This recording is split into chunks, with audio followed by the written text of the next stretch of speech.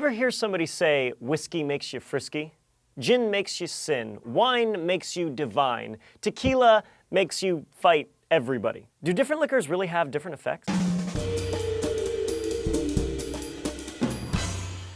Hello, Julian here for D-News from YouTube Space LA.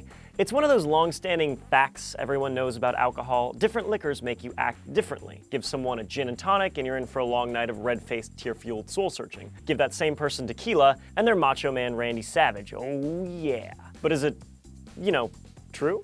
Does one liquor have that special something in it that turns on rage mode that others lack? Well, according to science, drumroll please, no. Nope, there's no reason vodka or gin or tequila or whiskey or wine or beer or absinthe should make you act differently, provided you're drinking the same amount of alcohol. Alcohol and liquor are often used synonymously, but alcohol is just a molecule in liquors and it doesn't change from one booze to the next. They all use yeast in the fermentation process, and once the yeast processes sugar for energy, their waste product is that familiar maker of nights and ruiner of mornings, ethanol. Yes, alcohol is the same compound added to gasoline to make it more explosive. Just a reminder that the same chemicals or molecules can have multiple applications.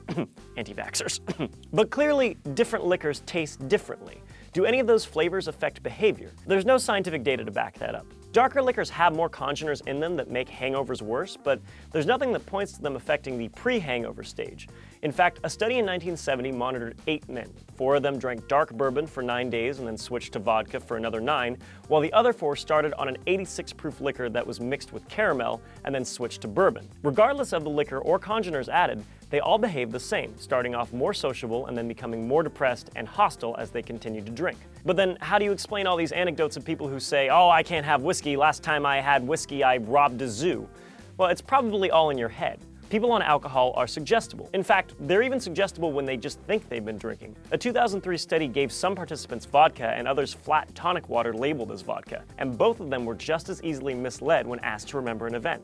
And yes, there was a control group who were told they drank flat tonic water. They did much better on the test. So really, the effect liquor has on you is linked to its reputation or situation. Tequila is claimed to make people rowdy, so when people drink it, they're probably looking to get rowdy, and then they, unsurprisingly, get rowdy. Champagne is often drunk at festive occasions, so it's more likely to put people in a bubbly mood. Likewise, if you're in a bad mood and you start drinking any liquor, you're gonna have a bad time. It could be linked to past experiences too. If you had a great night and happen to be drinking vodka, you'll likely opt for vodka as your booze of choice. Familiarity with the drink is important too. In a 1997 study, one group of people were given beer, another group was given a blue peppermint concoction with the same alcohol content as beer, and people on the peppermint reported themselves as drunker while performing worse on cognitive and motor tasks. So it's really just a placebo effect, or more accurately, a nocebo effect, which is like a placebo effect but with a negative spin to it. So if you've been blaming one liquor or another for bad decisions or bad behavior, it's not the alcohol's fault, it's you. So, different alcohols don't actually make you different kinds of drunk, but they definitely affect where you fall on the hangover spectrum. Anthony explains why down here. Check the description if you're on your mobile. Alcohol is a big, huge, multi-sided topic, and there are likely many myths you're curious about. If you want us to cover one, let us know in the comments. And a friendly reminder, if you choose to drink, be safe and smart about it.